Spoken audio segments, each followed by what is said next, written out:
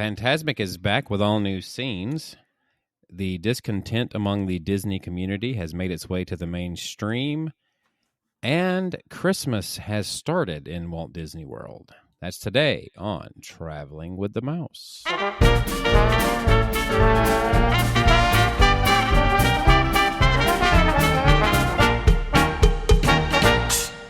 Welcome to episode number 381 of Traveling with the Mouse. I am your host this week, your absolute favorite.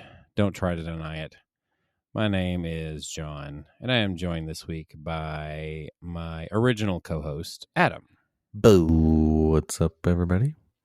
And it looks as though we're going, the OG style. It's just you and I, me and you. You and I. Just the two of us. Yeah. So, just like old times. Just like old times. Speaking of old times, yes. Fantasmic has been here for a long time. Or has been around for a long time. Fantasmic is back with new scenes, which we got a chance to check out. Let's just jump right in with that, right? Yeah. Music is still great. I know we hate on this show a lot, by the way. We did. Yeah. It's been, several years since I've been to it. Yeah. Enough that I got to be honest, I don't fully remember the order of the scenes and everything. I just remember not thinking that everything I had to go through to get there was worth it. Right. Let's put it that way. Yeah. Yeah. At least didn't motivate me to go do it again. Let's put it that way. Yeah. Because during the time period I'm talking about, you had, they had the dining package still, I think, or they had just started that maybe. Yep. But also in order to, even get in sometimes or get a decent seat, you had to, you had to show up at least a half hour or more before the showtime, before they started opening the gate, so to speak. Yeah. Right. That was just about your only option, because I don't think they put it on Fast Pass at that point in time. I don't think they had a Fast Pass for it. Did they ever have one? I don't recall one. Yeah. I think the dining thing was the only thing. That was your only option. So I think I've done it 3 times maybe over the years, and I've only done it via the dining package. The last time I went, it was Jason's birthday, and we did that not so great lunch at Brown Derby, but that's what we did it for, was the vouchers for Fantasmic. Was the seating any better that time? Not great. I mean, the seating, you're always on that right side, I guess. Yeah. It's not straight on or anything, but you don't have to wait in line to get in there, so I'm fine with that. Yeah. But yeah. I mean, the time that I watched it, we were fairly center of the, what would we say, centrally located. We're at the center of the stage, like we're facing the center stage. Yeah. Well, I guess that's the advantage of waiting. Yeah, somewhat near the top. Yeah. Which was also good. I think we actually chose seats closer to the top on purpose because it was just Lynn and I. It was for the purpose of getting out. Well, also when you have small kids, you never know when they may need a bathroom break or something. Well, like I said, this was when it was just Lynn and I, so it was for the purposes of. Well, I always sit near the back anyway for that reason too. Yeah, for getting out. But the old show was kind of stale in the sense that it was all older IP. There were parts of it that were kind of lull, kind of boring, Which they still did new scenes with older IP for the most part. Mm-hmm. But I thought the Frozen part was really good. Moana was fantastic. Right. The Pocahontas scene was good. The way they did it this time, rather than dig. But that was your favorite part. That was the one that was stuck in your head. Song. Yeah, I did like that song.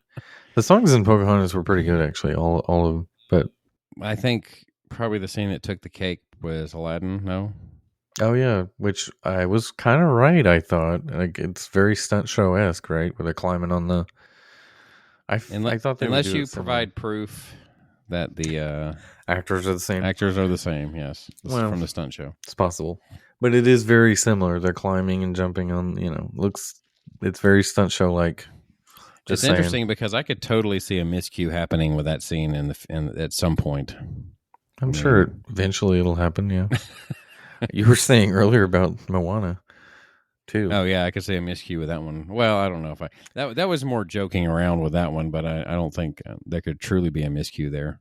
Somebody's going to have to really miss their spot. Well, what if she jumped him just straight down? That'd be funny. Oh, I'm going to say spoiler alert. You were supposed to say that before that, right? Oh, sorry. Well, no one knows what we haven't given details except for we said they were good. Is this a preview of Journey of Water, though? The Moana scene, like fountains and stuff? She's gonna have a scene where she jumps in the water? Yeah, maybe. Anyway. In the Journey of Water? Are we going to go under the ocean? Don't we already have a pavilion for that? Yeah, we're supposed to. You know, I got to... This is a little bit off of where we were, but I got to thinking back. I was trying to watch how, the Living Seas, the old out line, I guess, used to be. That time that we went in 2001, it was still the Living Seas, right? It wasn't the Seas with Nemo yet. Correct. And I'm trying to think. I know the hydrolators worked that time. They were still in operation at that point. Yeah. But for some reason, I don't have any clear memories even then of the exit hydrolators. I don't know why. Yeah, I guess I kind of do. But, they've always had the exit hydrolators.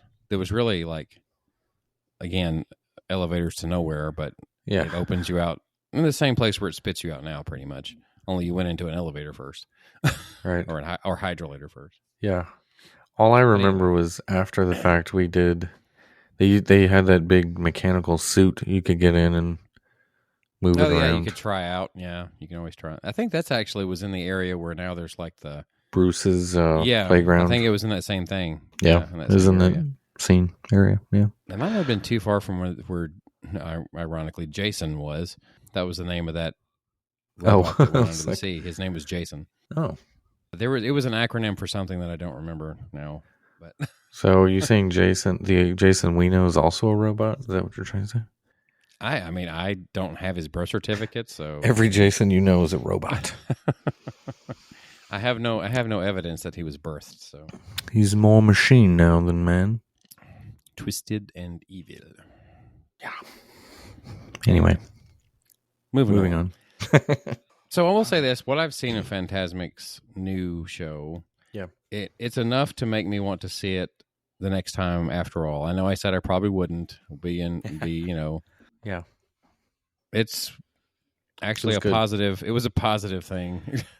You know what? We're in a world of negative, right? Because they have dropped the ball so many times on. Well, Harmonious, I don't think was dropping the ball, although apparently a lot of people thought that. But Enchantment was not as good as the previous. It seems like it's been such a short period of time though that it's been out. So I'm like, I don't even think a lot of the people who regularly go has even had a chance to see these things yet. They probably just figured it would be around longer, and then all of a sudden they're like, "What?" Yeah, but the bar was very low, and they exceeded this by a lot. So, good job on this redo. Very good job. Very good. It was worth the wait. If it'd come back sooner, it wouldn't have been as good, obviously. So, they took their time. They did a good job. I will definitely go see it again. So, speaking on saying in a world of negative or going on the low. Oh, we peaked already. Is what you're saying? This episode, in this episode. Well, maybe we'll try an ebb and flow. Okay, we'll try. We're gonna say we started positive, now let's go negative. We'll go positive again, and then negative. All right. Maybe I can't guarantee it'll. I can't guarantee it'll go that way, but we can. Try. I like it. Let's try. But anyway, as I mentioned in the pre-show, I guess the intro, not pre-show. We mentioned it in the pre-show too, obviously. Yeah. That there was an article, and it's actually through Yahoo or Finance Yahoo. Yep. That someone wrote, and the title of it actually says, "As profits soar, the Disneyland and Disney World magic is dying," was the title of the article. And I don't know if when we're doing this, I probably need to give credit. Is the gentleman's name that wrote it is Kevin Wong. Okay. Want to make sure that none of these words were necessarily ours, and we're not trying to plagiarize or anything. Right.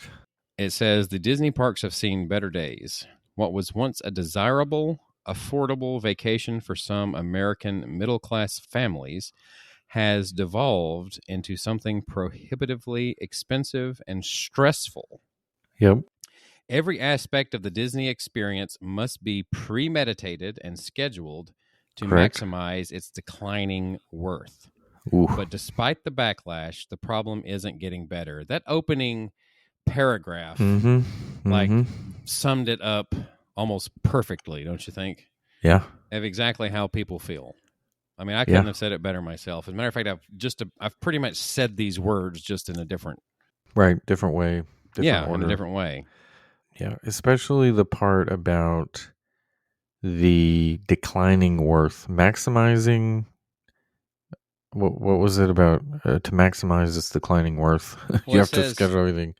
It says every aspect of your Disney experience must be premeditated and scheduled in order to maximize its declining worth. Right. Yeah. So you're having to do more, pay more, do more for less. Yeah, right. You're having to pay more, and you're having to do more yourself.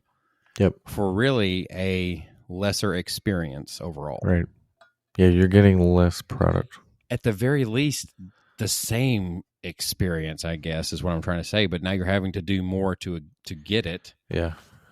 Or you're having to pay more to get it. Pay more for something that was free. And again, we're going to be the ones that harp on this because FastPass Plus was free or included in your ticket, of course. Well, it's not even so much just that. It's just even the stuff that you don't have to necessarily pay for, right? Is like the part where he says you must be premeditated and scheduled. Park reservation system. I don't know. Yeah, I don't know about you guys, but that to me does not scream vacation.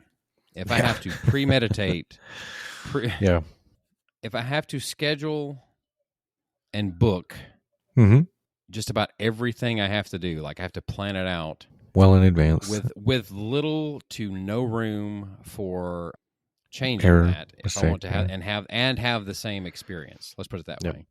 Like, in other words, I cannot all of a sudden be spontaneous or something happens where I have to make a change and easily make those changes. Mm-hmm. There is no easily making those changes. And you have to try to, in order to even to get a leg up on this system, you have to game it or have inside knowledge in order to so-called beat the system. And I don't see how that's advantageous because the average person that goes there is already going to find it complex. Right. So I don't see how that helps. I mean, long gone are the days where even a regular can just show up. I'm like, hey, let's just show up and have a weekend. No, I have to plan ahead because I got to know what parks I'm going to do on what days. That was my biggest beef about my experience this past year with the annual pass versus my previous experience with the annual pass. I could show up and do what I wanted. Mm-hmm. And that's what was so much fun is like I could have a spontaneous trip. You can kind of still do that, but you still got to figure out, well, I got to plan. You can kind of still do that if I don't want to do any rides. If I just want to take whatever park is available. Right. If you want to cough up the money to buy Genie and all this stuff, you can still do what you want, but you got to do a lot more work to get it. But I used to love just going like, hey, let's go this weekend and we'll just drive down, find a place to stay. Here's the thing. Do what we want. Let's just say I was a local that decided, didn't have plans to do it earlier in the day, but decided after work, you know what? I want to spend the evening at Hollywood Studios. Yeah. Even at that point, I'm probably going to be able to get in, yes. Yeah. At that point, though, what's going to be available if I wanted to buy Genie Plus? Right. What's going to be available for me to get? I'm going to have to wait in line for stuff. Star Tours, Muppet Vision. You get where I'm going with this. Yeah. I can't just do that. Yeah. As a pass holder, even if it was a gold pass or whatever it is. Same thing. Still can't do it, no matter what. Although the one thing you could do is show up at the end of the day and jump in line for Rise at the end of the day, and you'd probably wait 30 minutes or less or something like that. That's true. You could always do the last hour thing, but Slinky Dog if you wanted to, but right. You could still do things like that, but you can do the last hour strategy, but that's only going to work for a few things. Yeah, you won't be able to get everything in, but yeah, there's no point in buying into Genie Plus. Whereas at least with FastPass Plus, you could be like on my lunch break, like, oh, maybe I'll go to Hollywood Studios. Let me pull a couple of Fast Passes. Right. You didn't have to have a reservation. You could just pull something if you wanted to. Right, and you could drop it if it was no. You didn't feel like they were obligated to do it because you hadn't paid for anything. Right. which is probably part of the reason why they don't like that. Disney didn't like that. Right. Yeah, because you could pull and hold fast passes that you would never use, and people from all over the country, world, if you had a valid pass, you could be holding fast passes that nobody would ever use. But still, Well, I guarantee you now, with the way this system works, you still got people pulling these things that don't make it there on time and are probably raising Cain about right, not being able to And get refunded or something. I could still pull a park because Disney World, I don't believe, has the punishment for no-shows. But, I could still pull a reservation and then pull some lightning lanes. But now I have to pay for it. So it'd be, they're getting money for it regardless. But anyway. Speaking of when you were talking about punishment, Disney World is now allowing same-day cancellation of dining reservations in the Disney Experience app. Did you see that one? No, tell me more, because that's interesting. They're actually widening that loophole. Well, I mean, it sounds like there's not a need to engage in the loophole, but hang on, let me go back there just for confirmation. Apparently, following an update that just recently happened, guests can now make same-day cancellations of dining reservations as long as they cancel more than 2 hours prior to their reservation time. Yeah, I like this. This is a good update because they, I imagine a lot of people who did no-shows wouldn't make the effort to call because they would say you have to call if it's same day, and people are just like, oh. So you either do the loophole, which I won't mention, or you got to call them and they'll like, okay, we'll cancel it for you, but they'll give you like a little lecture on the phone, or people just showed up for something they didn't want to do, and maybe they went to the restaurant and said, hey, I don't really want to do this, can you, and whatever. But this is more like lightning lanes or fast passes, which that's what dining should. This is going to open up a lot more dining because people can now freely say, I can book this. Let me move it. And I can be on the app. This opens up more spontaneity is what I'm saying, where, hey, look, a Be Our Guest showed up, or hey, California Grill showed up let's go head over there right now. That would be awesome. If anything within 2 hours, something good showed up, I would be very excited. It might help open that window for real. Yeah. This is a great change that they're doing. I love this idea. Their reservation policy still reads, though, that you must cancel at least 1 day prior to your reservation to avoid a per-person cancellation fee. If you fail to cancel timely and are a no-show, the credit card provided at the time of the reservation will be charged $10 per person. So it appears as though you can do the cancellation without getting charged anything if you do, as long as you do it prior to 2 hours before. Now, I'm curious now if within the 2 hours before, if the loophole still works, because it has been. Let's just put it that way. Right, it's still been working. Yeah, we'll have to verify this, but I love the idea if it works the way they're saying, because if I could cancel 2 hours before, or more importantly, somebody else cancels their dining reservation that I want. I think they're doing some of these changes to help make dining more available to those who want it. I think they're having an issue with the dining not necessarily being as full as maybe they would like in some cases. Because people are probably fine, they're probably hesitant to do it because of the cancellations. Could be. Because of what they have to do. Probably hesitant to book it in the first place. Could be. So. But if this was more like a free, like the lightning lanes where people can drop and pick up, that would be. It's one of those things where I think Disney's trying to find the sweet spot between what is most advantageous for them, but yet also appealing to the guest. Yeah. I wish we were recording earlier in the evening because I would be looking at this right now to see what's available for tonight, but it's a little late for us. Yeah, I don't think you're going to find anything. There's probably nothing open. There's only like a handful of things open. And probably not taking reservations at this point. Dang. But I'm going to try this out. I was going to say, similar to, say, for instance, Cinderella's Royal Table started having more availability as soon as they started making you pay like the moment you booked. They made you prepay for Cinderella's Royal Table. I guess one good thing about that is if you're just dead set on going, you already know how much it's going to cost. And it used to be one of those things where you had to get it on the second that dining was available. Right. And now it's been available a little longer than that because people are more hesitant, saying, "Oh, I got to pay it right now." Yeah, no thanks. Right. However, I would think that if the normal cancellation policy, I'm guessing, if you didn't go, they would refund you what you paid. So I guess there's still that. I would hope so. I haven't tried it out, but I would hope that would be the case. That they're not going to charge you just for making it.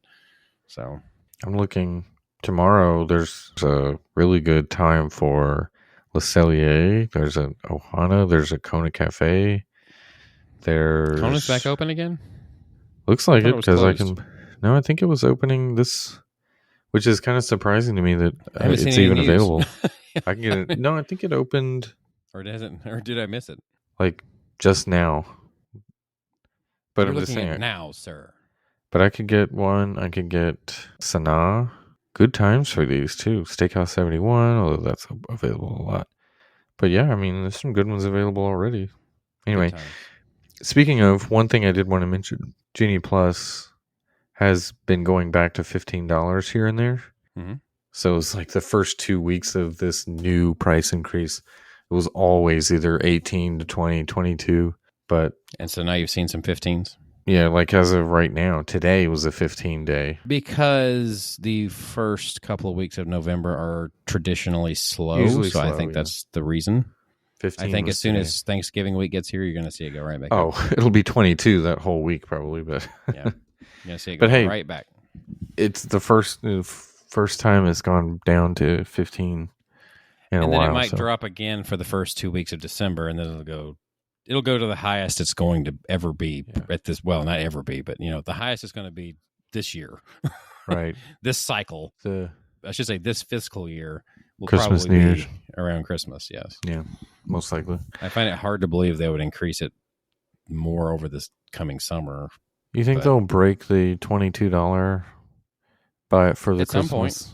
Nah, it's going to happen at some point, but I mean, will they break it for this Christmas or 22 every day? I don't think so. I think when they made these changes, I think that was right after the fiscal year. So I think what they intend to do is just let this until the next price increase. Right. Yeah. I mean, I don't know. It used to be pretty consistent when they made changes to prices, but I guess in the post-COVID world, anything can happen. Yeah. I mean, and I say post-COVID world because Shanghai's shut down again for COVID. So, wow. Do you really call it the post-COVID world? Maybe not. You see this Mr. Toad popcorn bucket? I have. It's pretty cool. It looks like, first of all, though, it holds like 5 pieces of popcorn in it. It's not very big. Where does the popcorn go? It's mostly the design. Yes. It's cool, though. I'm sure it's selling for like hundreds on eBay. In fact, I'll take a look. If you were there, it would be selling on eBay on your account. So. No, I wouldn't be doing that. You guys always accuse me of this. Of course. That's one of our running segments, I guess, is accusing you of selling Disney merchandise. Yeah, about $80. So I guess, is that worth standing in line for 3 hours to get one? No. Not really. Not to me. I mean, how many do they limit how many you can buy? You can probably buy at least 2, so that's $160 for a $60 investment. Double your money, double your investment. A little more, perhaps. A little more than double. Anyway. By the way, I know we spoke about Fantasmic earlier, but a massive crowd sell out the return performance to this tonight, I guess, as of the recording of this. Yeah. So, and the park reservations were sold out for like weeks ago for Hollywood Studios. Well, for whatever number it is they were giving, right? I'd be curious to see what those crowds look like when it was all said and done. I've seen pictures. Everybody wants to be the first one there, so. This is like whenever, like at a local city, I guess, like a new restaurant opens, like everybody's all about it for like 2 days. And then after that, it's just like back to normal. That's pretty much what's going to happen here. There's going to be a time period where everybody's going to be all about Fantasmic, and then all of a sudden it's going to get its usual, whatever its normal is going to be. Yeah. Well, it's like the Starcruiser. It was big for a few months, and now it's like now died it's out. Dead. Now it's dead in the water at the moment. It's not just getting a normal. It's getting no attention whatsoever. Right. So most of the dates are available, which is not so, good.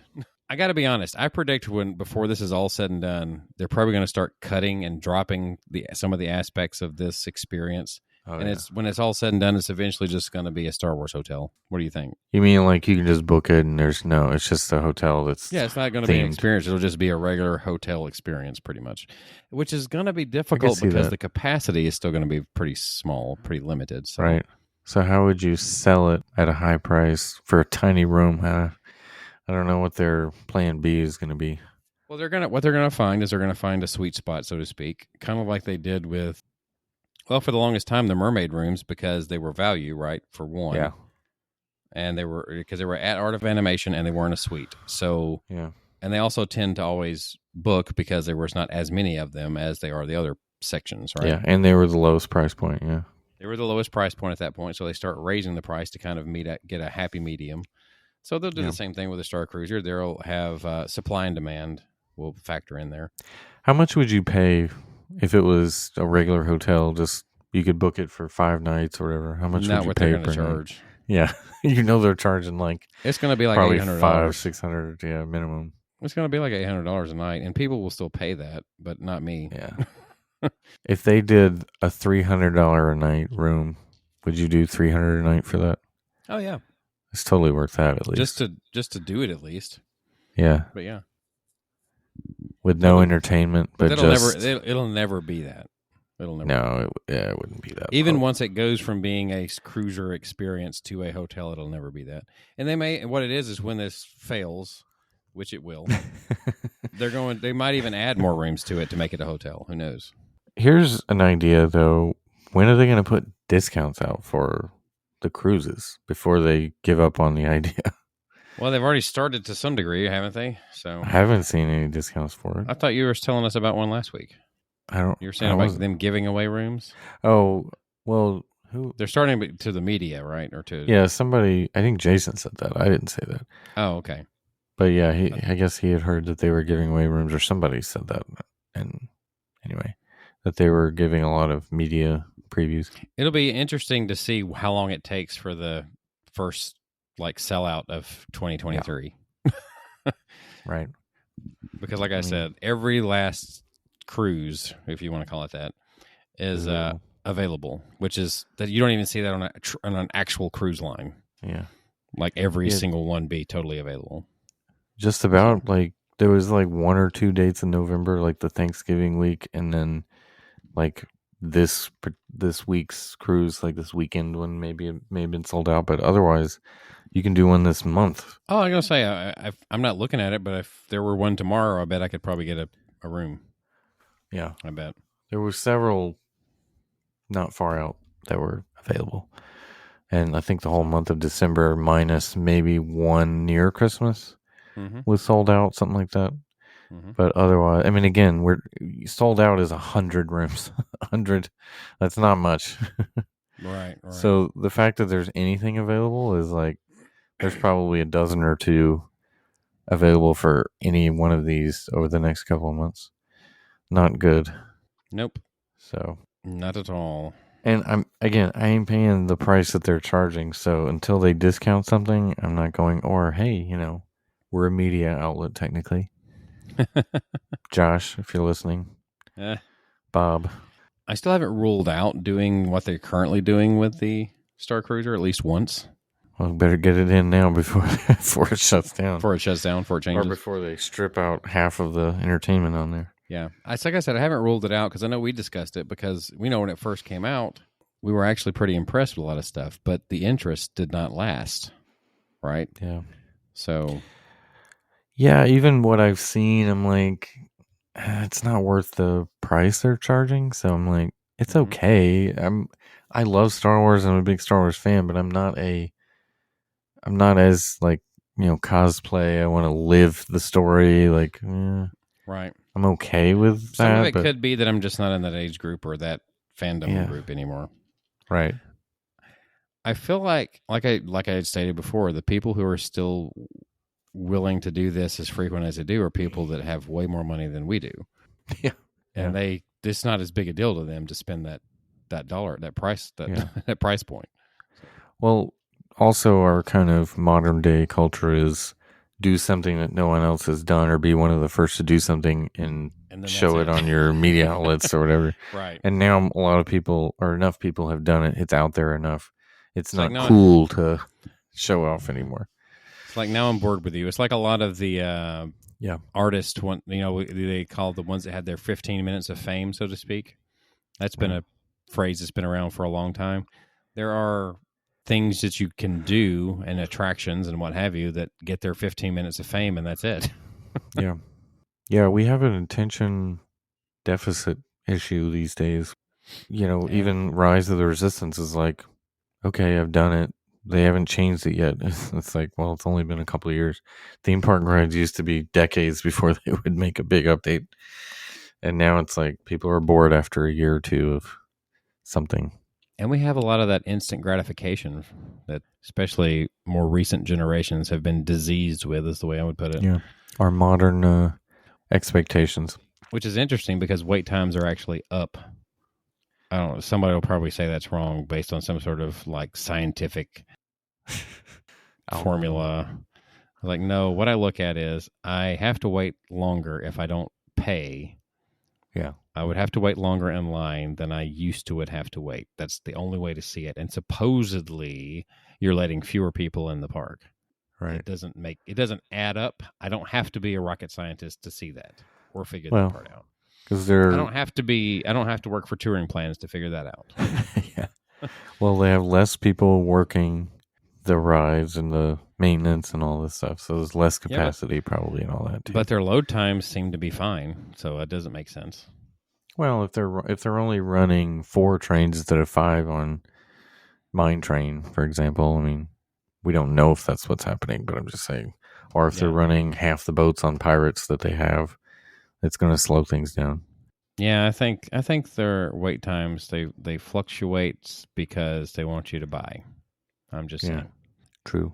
So let's move on to another positive note. Since we did Was that negative? Did we go too negative? Okay. I would think we did a lot of negative in that. We spoke negatively about the Starcruiser. We spoke negatively about the article where it all started. Yeah, I'd say we did negative.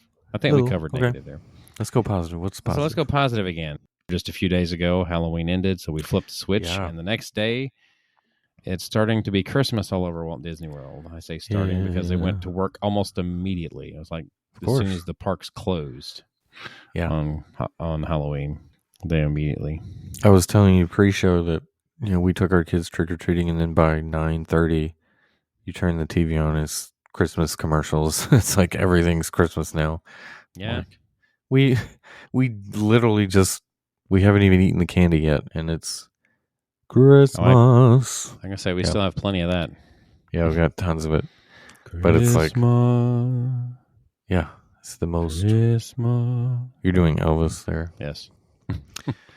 But I'm not ready. It's like, it's Halloween night. It's Halloween night. For someone who loves Christmas, you're still not ready. I know. It's a different thing this year. But it's, I don't know. I wasn't ready. And it's like, Disney, I understand. The November 1st, it's Christmas. I get that. They pretty much have to, or else they don't have it up very long. Right. Yeah, exactly. It's shorter season. It takes a long time for them to get into full swing. Yeah. Although they're getting into it a lot sooner than they did in the past, it seems like, because right. I mean, they've already got at Hollywood Studios, like Hollywood Boulevard and Echo Lake's already got their stuff pretty much up. Because as we know, Halloween season starts in August, always. Fall is, harvest season. I think Halloween gets a longer time period with decorations than Christmas does now. It's basically the 5th of July. Put the pumpkins up. Take down the American flags. Put up the pumpkins. After that holiday. They should do that at midnight on 4th of July. Yeah. July 5th, fireworks are over. It's like, pumpkins go up. We have our special fireworks show on July the 5th, and tomorrow night we will have the Boo to You fireworks or whatever it is. Right, basically. Whatever the Halloween fireworks are. Basically. Used to be Hallowishes. What do they call it now? They call it something else. So we need like a different holiday between 4th of July and Halloween to kind of shorten Halloween season a little bit. Other than Labor Day, because that's nothing you can really... Well... Halloween's already halfway into the season. Yeah, right. All right. Anyway.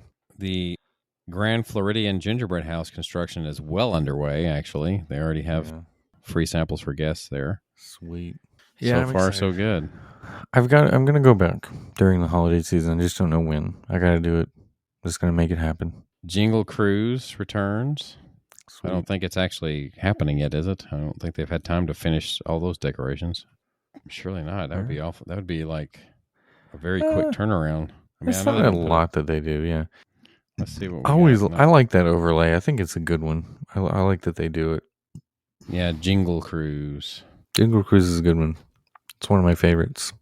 I kind of wish they would do Nightmare Before Christmas at our haunted mansion, but anyway. See, but it would have to go down for too long. I get that. Oh, it goes down every day for too long, but just going to say. maybe while you're putting Jack Skellington in there, you can do some maintenance on it. Maybe I'm wrong. Maybe they already have this. These pictures somewhat look current. So maybe I don't know if these are old photos or new photos that I'm seeing right here. Which one? For the Jingle Cruise. It doesn't actually specify if it's already back. But I mean, it could be. That would be quick. As we're recording this, that's a pretty quick turnaround. But I mean, they imagine they can do it in one day. It's just throwing a few decorations here and there. I mean, it's not a ton of work, but they could do it. I'm going to have to verify that. We'll see. The pictures are probably from last year, I'm guessing, on a lot of the people posting, but maybe it's not. Anyway, as I said, this is a good overlay. I love it. I'm happy that they do this every year at Magic Kingdom. Yep, and it's going into its 9th season of being the Jingle Cruise, believe it or not. The last party I went to, I did this a couple of times. I did it pre-party and then once during. It was good. You get all your Christmas jokes in. Yeah, I love it. So, how about a little cruise news? Cruise news. Something just very brief. And we knew this was coming. I pretty much had already happened. But it says Disney Cruise Line dropping COVID-19 testing requirement for all guests, regardless of vaccination status, on U.S. sailings. So, yep. We knew that was going to happen. It says beginning November the 14th. What? Why are you laughing? I was just thinking, like, maybe the Starcruiser needs to drop their COVID-19 requirements. Does it have it? Their intergalactic, intergalactic testing. Maybe there's other diseases in other planets. That they have to. Other star systems. Yeah. The NOAD system has its own COVID-20. I don't know. COVID-20. Anyway, guests booked on sailings departing from the U.S. November the 14th through January the 31st may modify or cancel their sail by November the 13th without any Disney-imposed cancellation fees. Standard cancellation policies and terms and conditions apply for cancellation or modification requests received on or after November the 14th, 2022. Yep. I guess they throw that out there because there's probably a group of people that felt better with the testing and some things in place. Mm-hmm. And so they're giving them the option, of course, saying that you can cancel if this affects your which I think is fair. To go on the cruise. It's only fair. It's still a thing, and you obviously don't want to spread it. So I think it's a good idea to have this it'll still see. This is one of those things that people are still uneasy about either way. Mm-hmm. No matter what you believe or feel regarding COVID-19 and the vaccinations. If I do a Star Cruise, I'm going to be like, when I walk in, like, I've got my Rancor flu shot. Rancor flu? I'm immune from the Rancor flu, so see what they say. That'd be funny. I like it. Anyway. This is good. So it looks like there's been some menu changes to Space 220. I don't know what those... I mean, I don't think we should really hit those. Another something that has not really gotten a ton of, traction lately, but yet it still sells out. I mean, or still, I say sells out. Still, the reservation is hard to get still. Yeah, I've seen it pop up a few times, but not like, oh, I want to do Space 220 because it also has that prefix thing. And yeah, I'm not a big fan of having to pay a giant fee especially with kids. But it was a really fun experience. It's definitely worth doing. If you can get it, it's totally worth doing. Did we mention really quick Toy Story Land meet and greets are coming back? So That was one thing that hadn't come back. Oh, yes. No, I don't think we have mentioned that. Okay. But yeah, coming back, so that's good. Woody looks better than he did, right? Remember how horrible Woody looked? I think you had always made criticisms of both Woody and Jesse as far as how they look compared to their character. Yeah, but like their. Then again, you have a very strict authenticity. Yeah, is when it comes to voices. Yes, especially because you're quick to point out that's not Tom Hanks at the beginning of. But you got to admit, I mean, that's you not see this? Tim Allen in Buzz, right?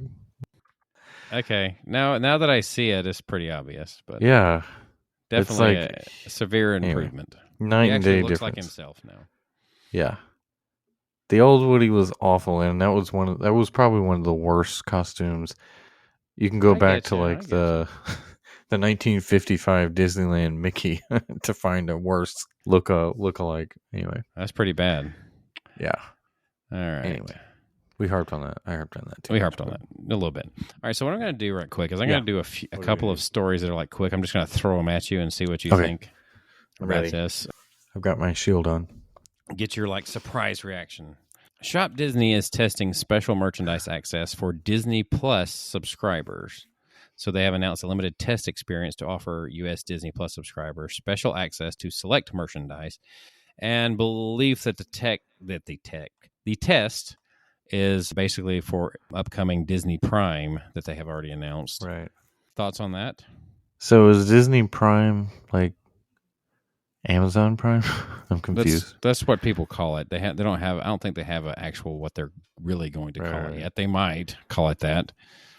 I mean, why not? Everybody else puts plus behind theirs, just like Disney did. So if Shop Disney, if you paid like $100 a year or whatever to get free shipping, because Disney's one of the worst when it comes to shipping prices, because you can find a good deal on something. Than eBay?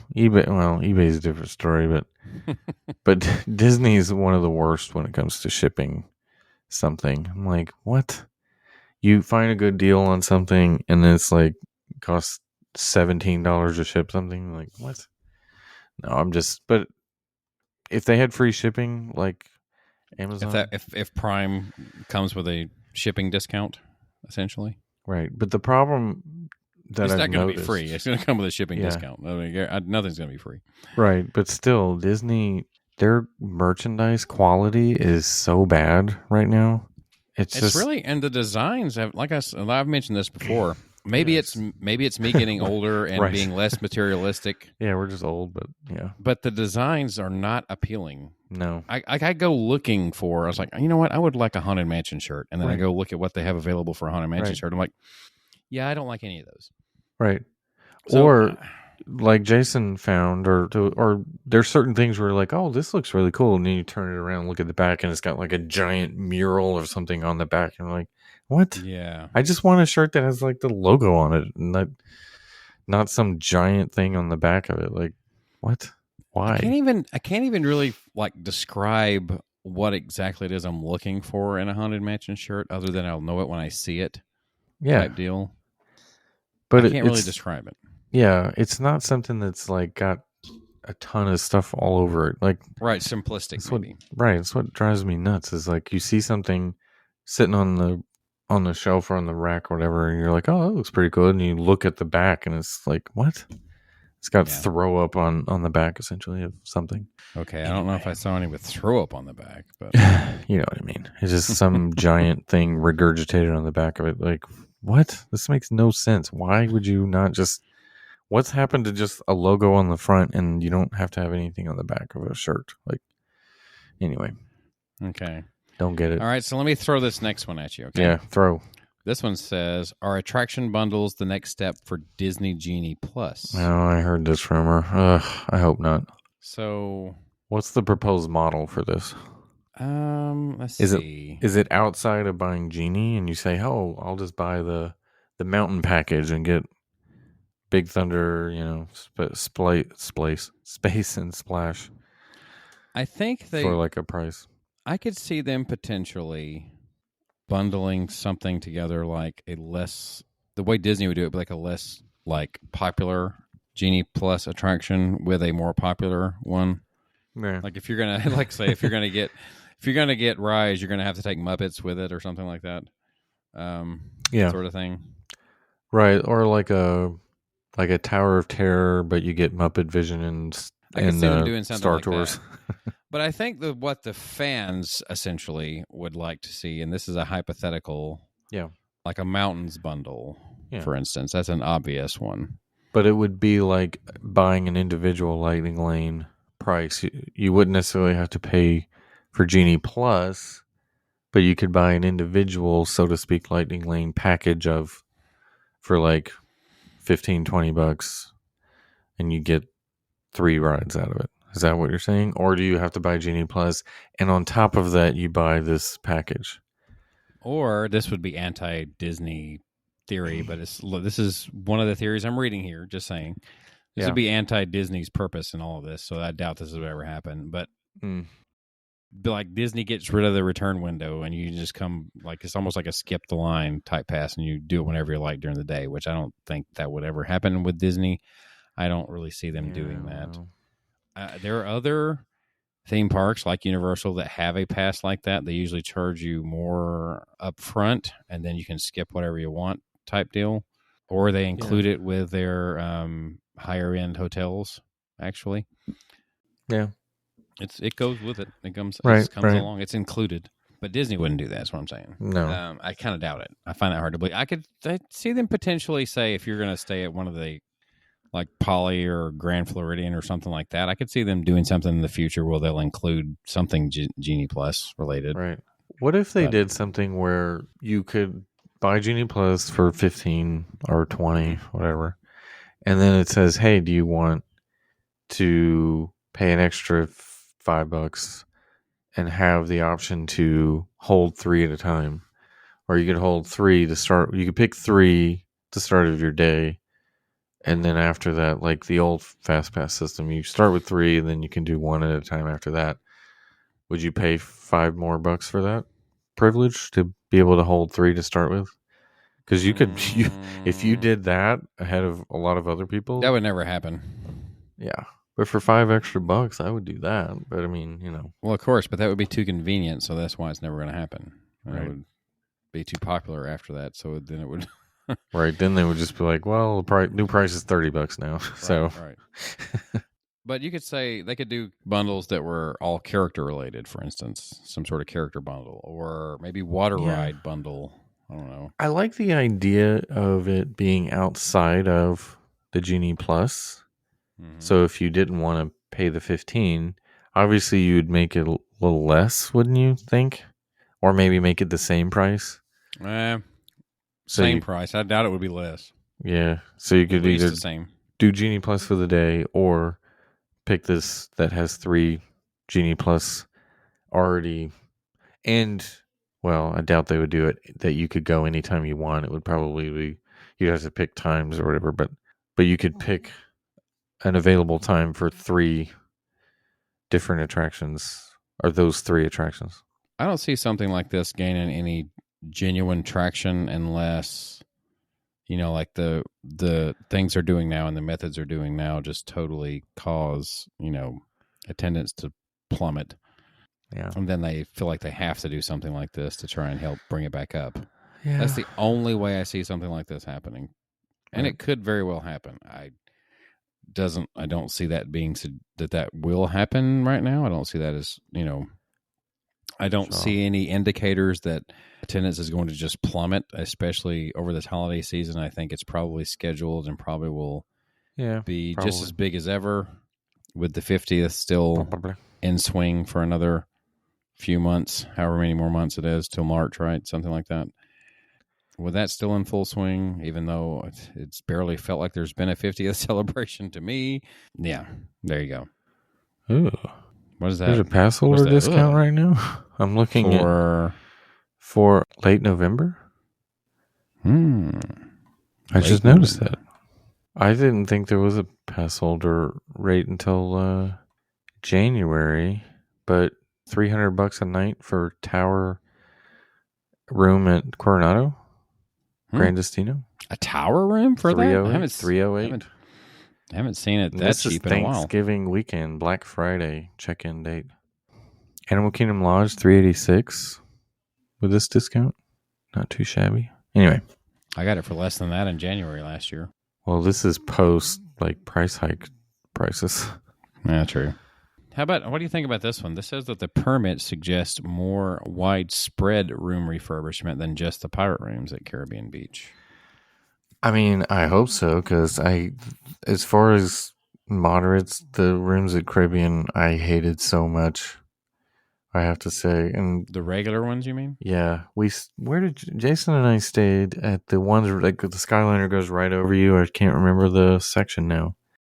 Why am I blanking on it? A lot of spots, actually. Well, it's like so you were closer to the actual, the main Skyliner station. Yeah, I think we were closer. Let's see. See, because that section, I was in Aruba, but Aruba's close to the Riviera station. You know what? It was part of Jamaica. I remember now, but it was close to Aruba. But the Skyliner was going right over us. I hated those rooms so bad. Sorry, got to say it. I would take Pop Century any day over Caribbean Beach rooms. The rooms were awful. So hopefully they redesign them and make them better, and I'll want to stay there again. But I never had a problem with their current configuration of the regular rooms when I stayed there. I can understand the pirate rooms because they're still double beds for sure. Because they've been getting rid of all the double beds. Thank goodness, because no, I can't do a double bed. I'll never do the Dolphin again either until they switch that over. But well, like I said, yeah, they're getting rid of all the double beds on property. It appears because they did it. If they're doing it in the values, then I mean. Any Disney-owned hotel is not likely to have one when this is all said and done. Right. With good reason, because the needs of the average guest are more than that when it comes to bedding. So, yep. Here's a question though: would you choose French Quarter over Grand Destino if it was less money? Because right now I could get. I probably would, and here's my reasoning. Because I've never done French Quarter. That's my reasoning right there alone. Yeah, that would be my reason too. I've not done French Quarter. Because it's the only mod so far that I have not stayed. This French Quarter. Stayed Riverside in a princess room, or a royal room, excuse me, not a princess room. Even though it was very heavily princess themed, pretty much. But a royal room, not worth the price. No, I can say I've done it. Yeah, it was worth trying. It was worth doing once, but French Quarter though, what they charge for what you get when it comes to a royal room is not worth it when it's all said and done. Not worth doing again. Maybe once. I'll just say that for the average person. If you've never done it, do it once, but you'll see what I'm talking about. I think for the most part. Right. All right. So I'm running out of things. I think we're hitting our near time anyway. Hitting near our usual time. Did we ever talk about, I know it was out last week whenever we did it, but did we ever talk about the in-ride entertainment in the minivan service now? Right, they have the screens now where you can watch Mickey cartoons. They're going to show the new Mickey cartoons.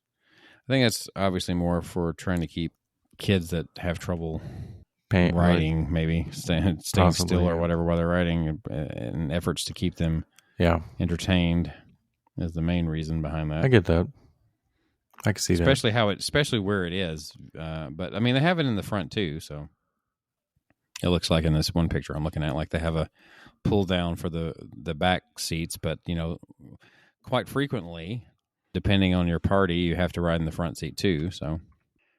But it's still like $1,000 to go from Caribbean Beach to Magic Kingdom, so it's like, why? Okay, why am I doing it? That's a slight exaggeration. Not much of one. But, yeah. Have you seen the new pictures of Kona Cafe? I was going to ask you. What do you think of Kona, since this is like your spot? Yeah, it was one of my go-tos. That's like one of your regulars, yeah. Oh, they've totally redone the looks in it, huh? Yeah, the entrance is very different. Yeah, the decor. I mean, is this I'm looking at? Is this the new or the old? The old is up top. I think you have to scroll down to see the new. They lightened it up. I don't know if I like that part. It kind of opened it up more too, didn't they? Yeah. From what it looked like. Adding all this blue, though, I think it's almost like they're making it, in some ways, like the chairs and everything, it almost reminds me of old Polynesian. Maybe that's what they were that going color for. scheme.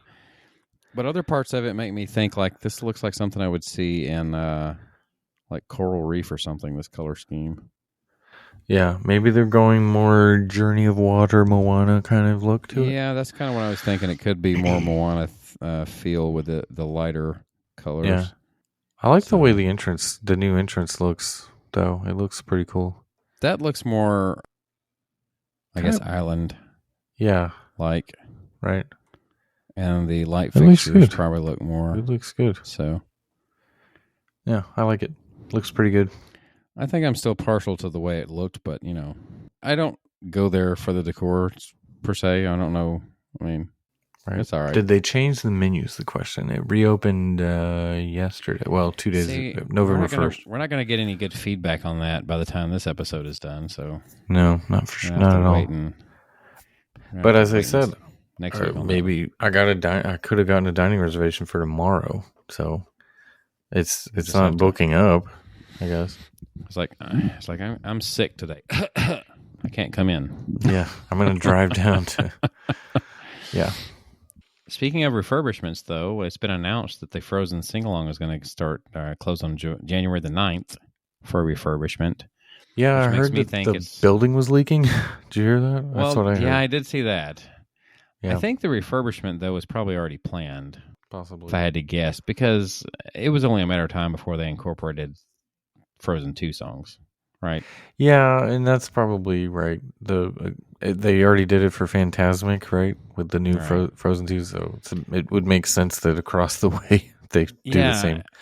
It took them way longer than it should have. Yeah. Because, agreed. Frozen 2, November of 19? Right, they should have done this during the pandemic. They shouldn't have reopened it without Frozen 2. Or they didn't do that, right? Yeah, I don't think they ever did. No, I haven't seen it. So yeah, agreed. I think we did a pretty good job of staying semi-positive today. Like we were more positive than negative, right? Yeah. Well, it's sort of in the middle, beginning, whatever. Some positives. So, real quick, when we're talking about stuff that's upcoming, Blizzard Beach is opening in 10 days of this recording of this, November 13th. So they have some hours listed. Yeah. Pretty much the typical hours. It's going to be open from 10 to 5 daily. Right. From November 13th the warm parts of the day, yeah. Yeah, well, I don't know if it has that much to do with it. That's pretty much the hours they kept. Daylight hours, right? That's because it's going to be dark by 5 p.m. But too, that's kind of the hours they kept during the summer most of the time, except for those special evenings most of the time. It didn't have a ton of, what shall I say? It usually opens at 10 a.m. anyway. Like it's not an early open by any means. And it's usually an early closure. Yep. But yeah, and of course, seeing as we mentioned last week, the additions to the kids area, mostly. Yeah. Of Kid, Anna, and Elsa, and a few other things, the little snow men, I guess. It's cool to see. Snow kids. I don't know what you call those things. Right. Snow babies. And Olaf being out there. So, yeah. That Olaf statue, I swear, I think they stole that from Castaway Cay. Because they used to have an Olaf out there one point of time, and I swear he's doing that exact same pose. So I think they just moved him. Probably. Pretty much. It wouldn't shock me, because like I said, I think that's almost the exact same pose he had when he was on Castaway Cay once upon a time. I can probably even find a picture of it. Anyway, so I think that's going to wrap things up for us. We've kept you long enough. Yeah. For this week. If you would like to, you can find us on social media. You can find us on Facebook, Twitter, and Instagram. That is all at TWTM Podcast. We have a Spreadshirt store in which you can get your exclusive TWTM merchandise. That is shop.spreadshirt.com/TWTM Podcasts. And we also have a YouTube channel. And you can find that where, Adam? on our website. There's links to that and more. Travelingwiththemouse.com. You can also email us if you like. podcast@travelingwiththemouse.com. And if you want some assistance planning your next Disney World vacation, since it is very complicated these days, you can use our travel agent friend Jill Dilbeck, and her email address is jilldilbeck@gmail.com. There's also a link to her on our website. For Adam, my name is John. This has been Traveling with the Mouse, and we hope you will join us on our next trip. Assuming that there is a next trip. I got to tell you, it's got me looking at using a travel agent more often than I ever would have thought I would have before. Yeah. So you never know. They can have incentives. They can have some extras. It doesn't cost you anything extra to do it either. So never hurts. Right. They can do this this complicated legwork for you as well. Right.